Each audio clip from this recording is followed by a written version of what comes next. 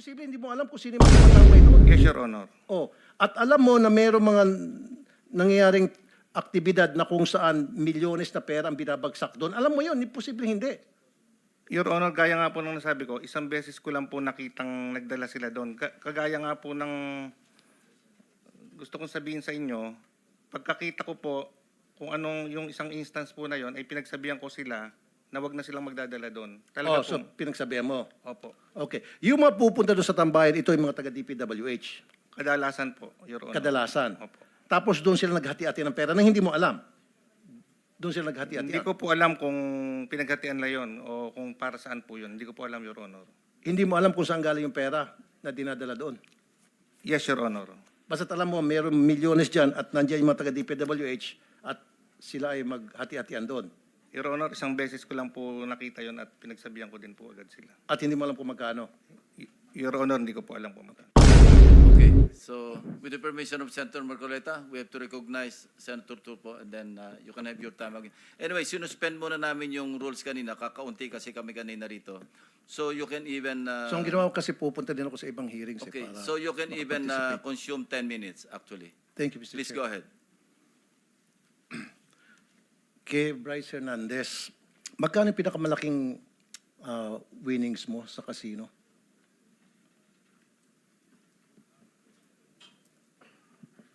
Na matatandaan mo? Your Honor, mga ano po siguro, mga 20-30 million po. Hindi ba 100 million? Hindi po, Your Honor. Yung chips to cash mo na matatanda mo Ang sinasabi ko po sa isang gabi po. sa isang gabi, Opo, Your Honor. 20 million, Mga ganun po, opo. Okay. 20 to 30 million po ang pinakamalaki. 20-30 million. Pag ini-encash mo yon, cheque, tama? Hindi po, Your Honor. Cash din? Cash po. Cash. Pero kasi mayroong mga time, monitored ng AMLA, papasok ka ng perang 1 million, kunyari lang, ilalabas mo 2 million. The reason why I'm asking this is merong record lumilitaw na ikaw ay nagmamoney laundering. Hindi po ako nagmamoney laundering, Your Honor. Talaga pong naglalaro po ako, nagkakasino po. Okay. Saan galing yung cash na sinusugal mo? Gaya po nung sabi ko, pag pumupunta po kami na grupo, ang may dala lang po ng pera sa amin si Boss Henry po. Doon po kami kumukuha ng perang panglaro. Saan galing yung perang dinadala sa inyo ni Boss Henry? Lagi po siyang may dalang pera na nakabag sa sasakyan niya, na nakaready po talaga panlaro. Hindi po nagkakamali, ang isang bag niya po, naglalaman po ng mga 20 million po. 20 million kada sugal. And depende po kung kung mauubos yun or mananalo po. So, ilang beses sa isang linggo kayo nagsusugal? Ang usual po, mga 2-3 times a week po. 2 to 3 times a week. Sa 20 million sinusugal mo. So, 60 million a week ang perang pinagugulong sa casino. Yun po yung dala lang po ni Boss Henry yun. So, si Henry nagbibigay sa iyo ng pera para isugal mo lang. Actually, hindi naman po sa akin lang. Sa amin po lahat na grupo po na nagpupunta sa casino. Siya po lang may dalang pera. Doon po siya nagbibigay ng pera para panlaro po. So, ibig sabihin, pupunta kayo sa casino, lahat kayo, maghati-hati doon sa 20 million halimbawa. Opo, kung magkano po ang kukunin doon, inililista niya lang po. Okay, saan galing ngayon 20 million? Hindi mo tinanong kay Boss Henry mo kung saan galing 20 million? Hindi ko po tinanong, Your Honor. Ba't di mo tinatanong? Alam ko po maraming pera yung boss ko. Kaya Anong pangalan ni Boss Henry? Anong tunay niyang pangalan? Boss Henry Alcantara po. Alcantara. Pero alam mo na galing sa kickback yon. Yung specific po kasi na pinilalaro, alam ko pong may nakukuha po sa kickback, pero yun po kung yung pera po na niya na sakyan, hindi ko po masabi kung doon po galing, Your Honor. Yung kasi meron kang 36 bank accounts na freeze ng AMLAC ngayon. At meron yan laman na 597 million. Your Honor, baka po mga naging transaction po, pero wala po kung ganyang kalaking pera sa bangko. Hindi, galing sa AMLAC to eh. Your Honor, wala po ako natatandaan may ganyang kalaki talaga ko. Sana po makita ko po yung listahan niyan So, kasi one- napakalaking pera po. 190 deposits totaling to 597 million. And yet, ang sweldo mo is 56,000 lamang kada buwan. So, ang tanong, paano ka nagkaroon ng ganitong kalaking pera samantalang ang sweldo mo lamang sa DPWH ay 56,000.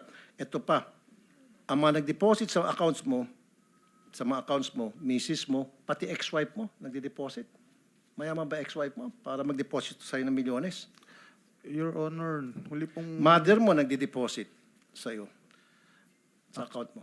Actually po kasi ang parents Anyway, ko naman po, nakontem ka naman dati. So, Opo. siguro sabi mo, wantusawa ka na magsinungaling ngayon. hindi naman po ako nagsisinungaling. Ito, Your may Honor. record nga, oh. 190 deposits totaling to 597 million pesos. Ito yung freeze ngayon, the bank accounts mo. 36 bank accounts.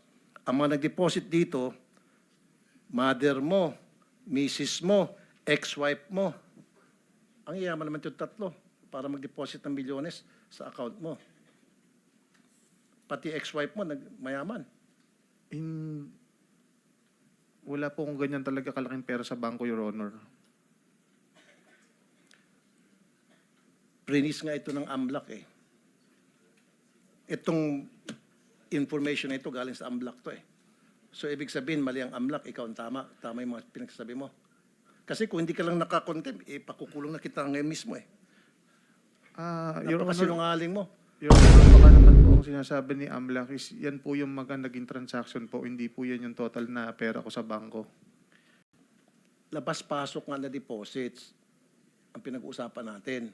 Yung naging laman ng pera mo. Sabi mo, there's no such thing as 597,000. Ito nga po yung sinasabing labas-pasok na pera, which total to 597. At mga nag-deposit dito, ex-wife mo, misis mo, nanay mo. Posible po yan, Your Honor. O, ngayon inaamin mo na. Pasensya na po kayo kasi ang intindi ko po kanina meron po akong 590 million sa bangko Umabot sa 597 ang total amount. ng mga transaction po, Your Honor. Possible po.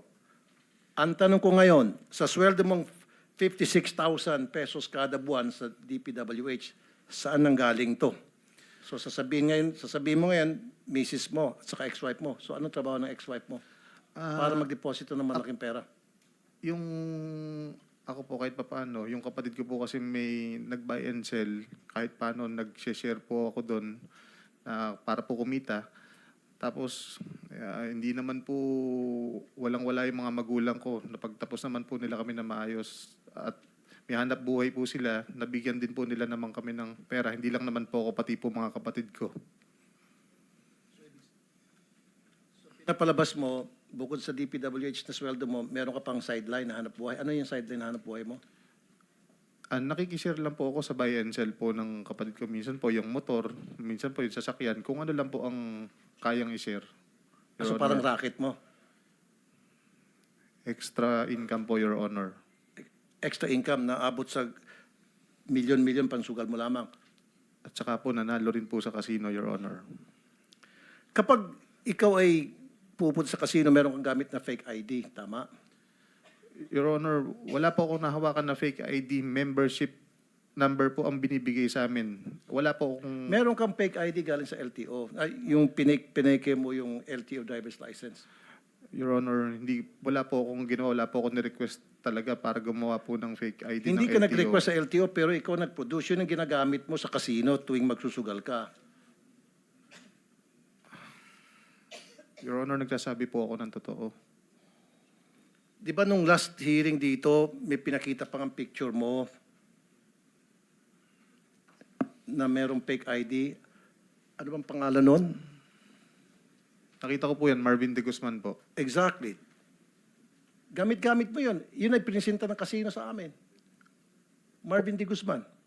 Tapos ngayon magsinungaling ka. Your Honor, Paano ka ilalagay sa WPP kung ikaw ay napakasinungaling ngayon pa lamang? Your Honor, Magsabi ka ng totoo. Your Honor, nagsasabi po ako ng totoo. Sila po ang may hawak siguro ng ID na yun. Hindi po Kaya ako. nga Wala po akong nahawakan na ganun. paano nagkaroon ng kopya ang casino ng Marvin De Guzman kung hindi mo prinsinta sa kanila?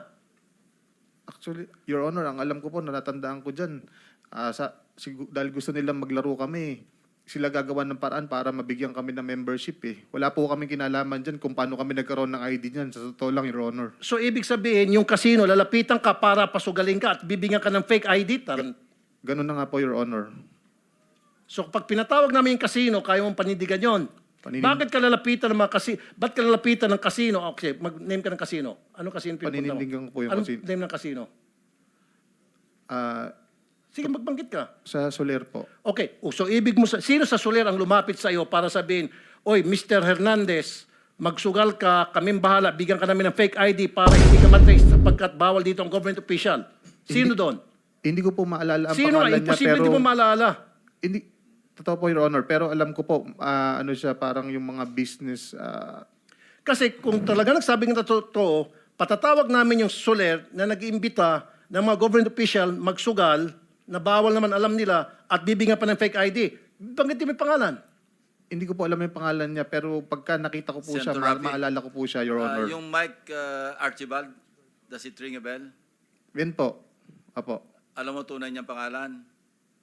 Hindi po, Your Honor. Yun ang nag-asikaso ng lahat ng ID niyo, di ba? O, parang nga po, kagaya po nung sabi Si ko po. Archibald Torregosa, di ba? Na-meet mo siya? Matatandaan ko po siya pag nakita ko po. Senator Rafi, that answers your Opo. question. May nag-asikaso ng kanilang... Opo, yan po, Your Honor. Mike Archibald, ang tunay na pangalan is Archibald Torregosa, right? Opo, Your Honor. Thank you, Senator Rafi. Kaya nga, Mr. Chair, imbitahan natin yung Mike Archibald. Dahil kung totoo sinasabi niya, aba, bakit pa ipagbabawal ng ating gobyerno ang mga government official na magsugal sa mga kasino? Eh kung meron palang mga tao sa kasino na nag-iimbita sa mga corrupt na government officials, tinuturuan na maging corrupt ang mga government officials, magsugal at sila nang bahal magbigay ng false identity. You'll be invited sa next hearing natin. Archibald Torregosa, kindly take note. Okay, bukod pa sa'yo, sino pa yung mga inimbitahan nitong Archibald ng mga government officials from the PWH para magsugal at binigyan ng fake ID? Sa pagkakaalala ko po, Your Honor, si Boss Henry Alcantara ko po, si Engineer JP Mendoza po, ako po, si Engineer RJ Domasig po, si Engineer Justin Nuevo po, si Edric San Diego po, at saka po si Engineer Paul Duya, tsaka si Engineer Lester Castro po. Okay, so marami kayo. Yun lang po ang naalala ko sa ngayon. Hindi ko po maalala kung yun na po lahat yun. So lahat kayo binigyan ng fake ID. Paano niyo nakilala ito si Archibald? Ang naalala ko po parang lumapit lang po yan sa amin. Kakilala po, mayroon po lumapit sa amin na kakilala po nung ninong ko ni Loren Cruz kasi magkakasama po kami doon. Tapos may pinakilala po siya, parang doon niya po ipinakilala yung Archibald. Kaya yun po, doon po siya nang nasabi po na hindi nga kami pwede maglaro. Gagawan daw po Senator niya ng Rafi, paraan nandito para po si maglaro. Lauren Cruz, kung gusto niyo tanungin. Okay. Opo. Where's Lauren Cruz? Oh, yun, nandun sa dulong-dulo. Halika, baba kayo rito. Lauren Cruz.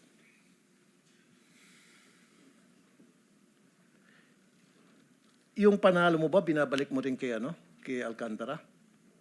Yung winnings mo Sa casino po. sa casino? Hindi po, parang may share po. Pagka nanalo po, may balato. Binabalatuan ka lang. So, ibig sabihin, bibigyan ka ng pera ni Alcantara para isugal yung pera na kurakot niya. Ganun ba yon? Hindi ko po alam kung galing po sa kurakot yung binigay niya, pinapahiram niyang pera, Your Honor. Pero pera niya pong galing nasa sasakyan ko po. Sasakyan niya po, Your Honor. Okay. Anong pangalan mo ulit? Loren, ikaw yung nabanggit niya. Okay. So, ikaw yung nabigyan din ng fake ID. Hindi po, Your Honor. Ba't nabanggit ang pangalan mo? Si ninong ko po kasi ang may kakilala dun sa taong nakakita sa amin na nagpakilala po doon sa gagawa daw po ng paraan para makapaglaro po kami. Okay, paano nyo nakilala yung gumawa ng paraan para makapaglaro? Itong si Hernandez. Your Honor, hindi ko po alam yung sinasabi nila. Nagkataon lang po May isa po yata may isang kakilala ron sa casino na... Mag-o-taking nga siguro ito muna. Nag-o-taking ka na ba? Opo. Sige. Sige. And then, At nakakwentuhan lang po namin kung paano po sila nakakuha ng fake ID, hindi ko po alam. paano mo nakilala? Nakilala ko lang po, namukhaan ko lang po sa casino na nakakilala ko po dati po yun. Pero hindi ko po alam kung paano po sila nirelate doon sa sinasabi nilang pangalang isa kang ina, hindi ko po kilala yun. So, ibig sabihin, ikaw ang lumapit kasi kilala mo yung... Hindi po. Ikaw ang nilapitan. Na sila po ang lumapit sa kanila po, sa amin po. Kaya nga, bakit kayo nilapitan? Hindi po. Siyempre, may purpose yun. Kaya kanilapitan, alam nila na kayo galing sa DPWH, alam nila na marami kayong perang pansugal. Although alam nila na bawal, di ba? Your Honor, hindi po ako taga DPWH. At di ka taga DPWH. Hindi po. Anong trabaho mo? Negosyante po ako, Your Honor. Anong negosyo mo? May mga aviaries po ako, may mga nagpapa-lending din po at may mga resto po ako. May mga Resto po. restaurant. Opo. Tapos meron kang lending. So, pinapautang mo ito? Hindi po. Okay. Pabalik tayo kay Bryce. Bryce, 36 bank accounts. Napakarami nito. Mga ordinaryong tao, isa lang. Yung iba, dalawa, the most. Ikaw, meron kang 36 bank accounts. Paano mo ma-justify? Sabihin natin meron kang negosyo. Sideline, sabi mo, nagbebenta ka ng motor o meron kang share doon sa mga kakilala na nagbebenta ng motor. Paano ma-justify na magkaroon ka ng 36 bank accounts? Your Honor, karamihan po naman dyan, yung mga kakilala ko na nagtatrabaho sa bangko, nakikiusap, pwede ba mag-open ng account? Kung ako naman po, kung magkano minimum na kaya ko, i-open ko po. Okay. Di ba, pag nagdeposito ka na more than 500,000, you have to justify that. So yung mga pumapasok na milyones at one time, paano mo na-justify doon sa bangko para tanggapin yung malaking milyones na pera na pinapasok mo? Hindi ko rin po alam, Your Honor, basta pinapayagan naman po ng mag-deposit po. Pinapayagan ka. No po, Your Honor. Okay, magbanggit ka ng bangko halimbawa, For example, AUB po. AUB. Po. Pag pumunta ka sa AUB, magdeposito ka ng more than 500, you have to justify. You have to show proof na yung perang yon ay legit at saan ang galing yon. Tama? In your case, exempted ka. Wala po akong matandaan, Your Honor, na hiningan po ako ng proof na... So, ibig sabihin, lahat ng bangko, itong 36 bank accounts mo, lahat ng bangkong ito, hindi ka na hinihinga ng proof kung saan ang galing yung pera dinideposito mo. minsan po, yung iba po humingi. Pero doon po, parang madalas po, hindi po talaga, Your Honor. Kahit po more than 500,000, hindi po. Magkano pinakamalaking dinidepositong pera? Parang 10 million po. Okay. 10 million nag-deposit ka, hindi ka man lang hiningian ng pruweba ng bangko kung na yung pera yun ay legit at saan ang galing? Ay, yan po na hiningan po ako nun. So, anong pinakita mong pruweba? Resibo po nung pagkakagawa ng warehouse po. So gumawa-gawa ka ng resibo na gumawa ka ng, meron kang ginawang warehouse. Hindi po, Your Honor. Na Sa parang construction. nag-private po na, hindi po ako sa gobyerno ng kontrata nun sa sa private po, mga warehouse po. Senator Rafi, Subcon, ganun po. pandagdag kaalaman lang, si Lauren Cruz, ito yung sinasabi na bagman ni Henry Alcantara. Siya rin yung may-ari noong tambayan na kinonfirm naman ni Bryce Hernandez last hearing. So yan yung background ni Lauren Cruz. Kaya natin siya inimbitahan. Katunayan, marami tayong na-trace na sasakyan. Kasi pag nagdo-donate ng sasakyan si Henry Alcantara, kung bakit, sa kanya nakapangalan yung mga sales invoice. So yun, dagdag FYI lang para for you to pursue. So, bagman ka, Mr. Cruz? Mr. Chair, hindi po ako bagman. Sinabi ni Bryce yan last time. Inamin na niya, no? Gusto mo, magsapukan kayong dalawa. Sen, ikaw po nagsabi na bagman siya. Kinonfirm ko lang po. Kinonfirm mo, pareho na lang yon. Opo, salamat po, Your Honor. Kinonfirm at saka sinabi, parehas lang yon. Opo, hindi po sa akin nanggaling yun, Your Honor. Okay. Kung bagman ka, magkanong laman ng mga bag na pera na dala-dala mo palagi para ipansugal nitong si Your Bryce at Honor. mga kasamahan? Hindi po ako bagman. With the indulgence of Senator Rafi, Mr. Cruz, parang awa mo na sa sarili mo. Nanumpa ka na magsasabi ng katotohanan. Sinabi na nga ni Mr. Bryce na bagman ka, kinonfirm na nga.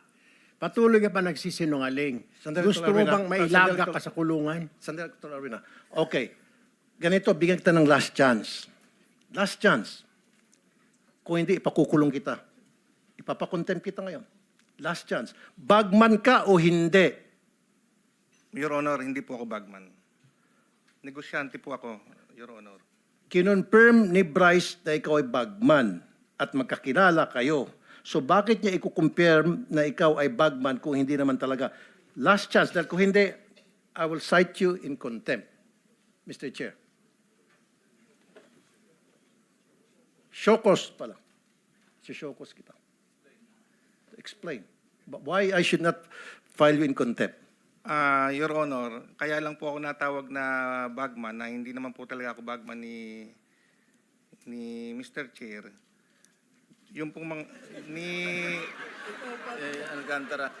Alcantara. na kaya lang po ako natawag na bagman ni Senator Ping dahil po doon sa mga sasakyang ipinangalan sa akin. Hindi si Senator Lacson ang sabi na bagman ka, si Alcantara nagsabi at kinumpirma ni... Hindi po si Alcantara ang nagsabi.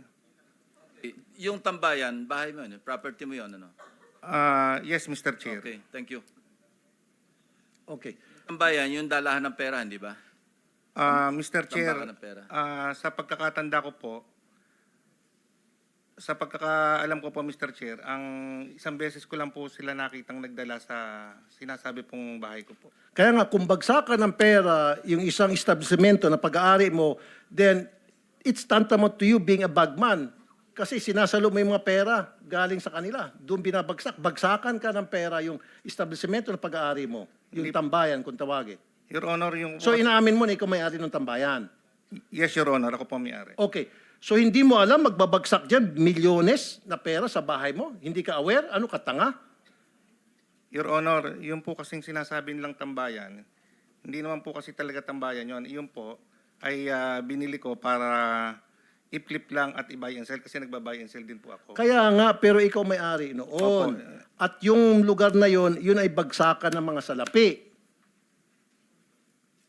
Your Honor, gaya nga po ng nasabi ko, sa pagkakatanda ko po, isang beses ko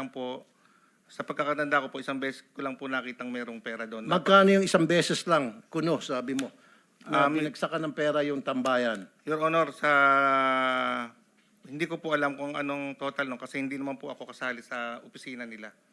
So hindi mo man lang ini-inquire na baka illegal na yun, baka pera galing sa droga yun, o baka pera na galing sa pang-hold up yun sa bangko?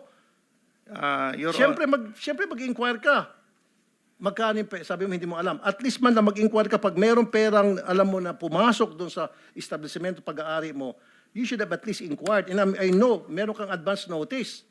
Hindi naman pwedeng basta-basta magdadala ng pera yung isang grupo diyan sa tambayan nang hindi mo aware, na hindi ka aware, na hindi tinimbri sa'yo.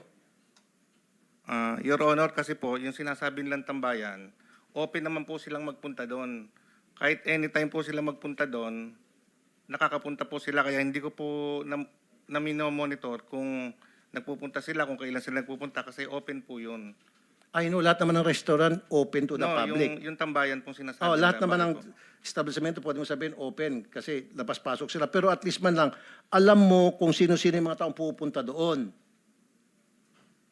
Diba? Imposible hindi mo alam kung sino yung mga tumatambay doon. Yes, Your Honor. Oh, at alam mo na mayroong mga nangyayaring aktibidad na kung saan milyones na pera ang binabagsak doon. Alam mo yun, imposible hindi. Your Honor, gaya nga po nung nasabi ko, isang beses ko lang po nakitang nagdala sila doon. Kagaya nga po ng gusto kong sabihin sa inyo, pagkakita ko po kung anong yung isang instance po na yon ay pinagsabihan ko sila na wag na silang magdadala doon. Talaga So po. pinagsabihan mo. Opo. Okay. Yung mga pupunta doon sa tambayan, ito yung mga taga-DPWH. Kadalasan po, Your Honor. Kadalasan. Opo. Tapos doon sila naghati-hati ng pera na hindi mo alam. Doon sila naghati-hati. Hindi ko po alam kung pinaghatian na yon o kung para saan po yun. Hindi ko po alam, Your Honor. Hindi mo alam kung saan galing yung pera na dinadala doon. Yes, Your Honor. Basta alam mo, mayroong milyones dyan at nandiyan yung mga taga-DPWH at sila ay maghati-hatian doon. Your Honor, isang beses ko lang po nakita yon at pinagsabihan ko din po agad sila. At hindi mo alam kung magkano. Your Honor, hindi ko po alam kung magkano. Bryce, nakapunta ka sa tambayan? Opo, Your Honor. Ilang beses na ginawang bagsakan ng pera yung tambayan sa maalala mo? Mahigit po sa isang beses, Your Honor. Hindi ko po alam kung ilan po ang beses, to be exact. Mahigit sa isang beses. Opo, Your Honor. Sinungaling ka. Your Honor, ang sabi ko po, Imposible hindi mo alam na mayroong mga perang dinadala dyan sa lugar mo at malalaking perang pinag-uusapan, hindi na mga barya-barya. But anyway, Bryce, magkano yung mga perang dinadala sa tambayan tuwing magbabagsak ng pera? Sa pag-aalala ko po, billion po. Billion? Your Honor. Opo. Kada bagsak? Opo, basta marami po siyang pera, hindi po bababa sa 100 milyon, Your Honor. Oh, okay. At any given day, any given time, magkano yung binabagsak sa tambayan, sa maalala mo? Yung picture na nakita ko po, dahil sabi ko nga po, doon ko lang po nakita yung ganong karaming pera na puno yung bilyaran. Alam ko po, mahigit po sa 1 billion yun, Your Honor. Mahigit 1 bilyon. Magkano, ilang kayo naghati-hatian doon? Hindi po para sa amin yun, Your Honor. Alam ko po, delivery po yun for delivery po sa proponent. Kung tama po pagkakalala ko. At sino yung proponent? Tingin ko po, kung tama po yung pagkakaalala ko, sabi po ni Boss Henry, yun po yung kay Zaldico. Magkano yung commission mo doon? Your Honor, wala po akong commission doon kahit magkano po. Yung sa Okay. delivery na yun, Your Honor. Time's up na ako, Mr. Chair. Yes, Senator JB and then Senator Marcoleta. Thank you, And Mr. then we'll Chair. go on lunch break. We'll come back at 1:30. Thank you, Mr. Chair. I would like to continue where I left off. No? Gusto natin malaman dito yung sistema para hindi na natin, we can introduce legislation that would put safeguards and prevent occurrence of such a modus operandi. Andito na rin na siya na first time yata nga harap si J.M. Ramos, no, engineer. Nabanggit ni Engineer Alcantara na on na dahil daw sa iyo na sa iyong pagtanggi na pumirma doon sa mga projects na supposed to be completed na sila Engineer Bryce Hernandez at Engineer JP Mendoza ang in charge. Ano po ang rason? Anong rason bakit hindi mo pinirmahan? Anong nakita mo? Your Honor, yung project po kasi na yun, yung 5 voucher po na dumating po sa table ko, katabi po yun ng mga previous projects po na hawak ko as project engineer. And alam ko po na wala pong nagsimulang ibang project doon po sa mga projects na yun. Kaya po, hindi ko po pinirmahan. Ano pa yung mga may irregularidad na ano pa yung mga hindi mo pinirmahan at hindi mo pinayagan na mga proyekto? Wala pa po kasi akong 2 buwan na naupo po as bagong section chief po. So, yun lang po 5 po na yun yung hindi ko po pinirmahan. Bago ka lang noon. Yes po, Your Honor. Kumbaga, hindi ka pa kasama siguro sa sistema, no? Dahil bago ka. So, hindi nila akalain na ikaw yung ikaw yung magiging rason kung paano mabubulgar ito. Alam mo ba yon? Dahil sa iyong hindi pagpirma, natuklasan na may mga ghost projects doon sa inyong district office. Yes po, Your Honor. Saan ang galing? Saan ka assign bago ka in-assign dito sa First Engineering District Office? Nag-cadetship po muna ako sa Central Office, Your Honor, noong 2015. And then after po nun, saka po ako napasok po sa Bulacan First District Engineering Office. So ano nangyari nung hindi mo pinirmahan? Hindi ka ba nila kinausap ni Engineer Bryce Hernandez at ni JP Mendoza? Hindi po, Your Honor. So narinig mo yung testimonya kanina ni Engineer Alcantara ni DE? Yes po, Your Honor. Ano masasabi mo sa mga kanyang testimonya? Wala po akong alam doon po sa mga transactions po nila. Dahil bago ka. Yes 2 po. weeks. Yes So, po. 2 weeks ka pa lang Wala tama pa ba? wala pa pong 2 months po. nung Your- naupo ka doon, kaya na-discover. Yes po, Your Honor. Thank you. Wala na si wala pa si Engineer Bryce, pero Mr. Chair, tanong ko lang siguro, dito naman si Engineer JP Mendoza. Isang nakakabahalang practice, buti na rin malaman ng taga DPWH ito, yung pong natuklasan natin na meron silang 2 weeks na planning o execution, no, na dahil paglabas po ng GAA, hindi naman alam ng lahat kung ano po yung aprobado o hindi aprobado. Ano yung lulusot at hindi lulusot. So dahil naisingit lang ang ilan sa mga plano, ilan sa mga proyekto rito, no, yung mga flood control. So ibig sabihin wala ito sa wala ito sa plano. Walang project plan, walang project detailed matrix, walang program of works. So totoo bang nangyayari? Pwedeng sagutin Engineer Bryce itong paglabas, ibig sabihin ng GAA, no? Kasi binabanggit ko, may mga ilang mga proyekto na doon lang malalaman kung lumusot o hindi lumusot. So, totoo ba na meron kayong 2 linggo lamang na pine-prepare, halimbawa yung mga scope of works, yung mga estimate, pati yung mga design, no? Yung mga, para maihabol, para sa maibid kagad dito? Tama po, Your Honor. 2 linggo. So, ibig sabihin, Mr. Chair, siguro kaya ako tinatanong ito yung ganitong resulta ng kalakaran, ang resulta ng kawalan ng master plan at yung sinusunod pa yung mga ghost projects. Ito siguro yung dahilan ba't nagkakaroon ng ghost projects, no? Tsaka yung doble-doble ang pondo para sa mga proyekto at bilyong pondo na nasasayang na inabubulsa lamang. Ito rin siguro can you confirm, Engineer Bryce, na minsan daw, dahil nga madalian, ay kayo na lang nagtuturo sa mga kontraktor kung saan gagawin. Yung coordinates, gulo-gulo. Yan yung presentation ng chairman na Mr. Chair, nung inyong presentation. Minsan yung mga proyekto, wala sa tamang coordinates. At minsan daw, kayo na lang magsasabi sa kontraktor kung saang portion ang kanilang gagawin. Senator JB, gusto ko lang pursue yung point nyo na nire-raise. Kay JM Ramos, binabasa ko yung transcript dito last September 18, 2025. Sinasabi rito, nagkaroon kayo ng meeting ng August 3, 2025, di ba? Yes po, Mr. Chair. Kasama sina Bryce, sina JP, lahat pinatawag kayo. Kasi at that time, pa-promote na yata si Henry Alcantara papuntang OIC Assistant Regional Director ng 4A. Ano nangyari doon? Anong date po, Mr. August 3, 2025. OIC na po siya nun. Yeah, yun nga. Paalis na siya kasi na-appoint siyang OIC. Nakaalis na po siya nun. Yeah, pero nagpatawag siya ng meeting sa inyo. Ano nangyari doon sa meeting? Yes po, Mr. Chair. Pakinarate mo ano nangyari.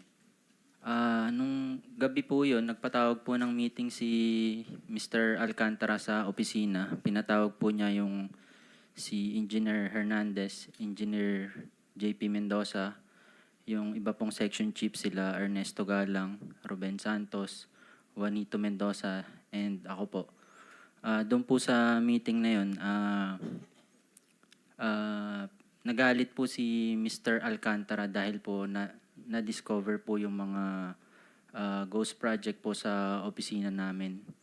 And then doon po pinaamin po ni Mr. Alcantara si Engineer Hernandez and JP Mendoza na wala daw po siyang kinalaman doon po sa mga ghost projects po na yun.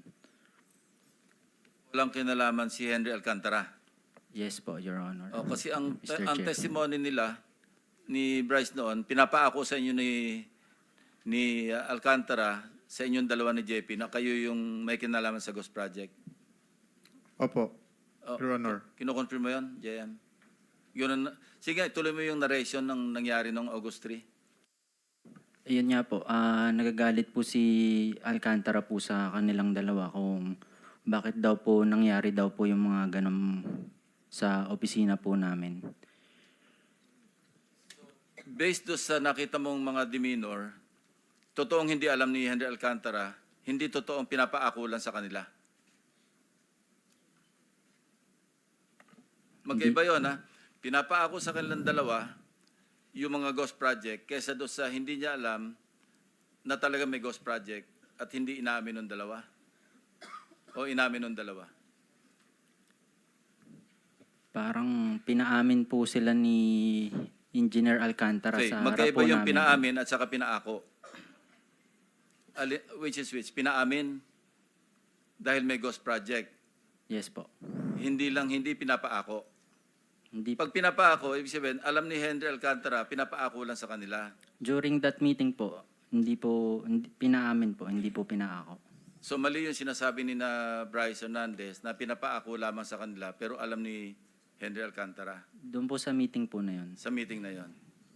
Oh, Bryce, what can you say? Your Honor, ang sabi po sa akin ni Boss Henry doon, tsaka po kay Engineer JP, akuin nyo yan.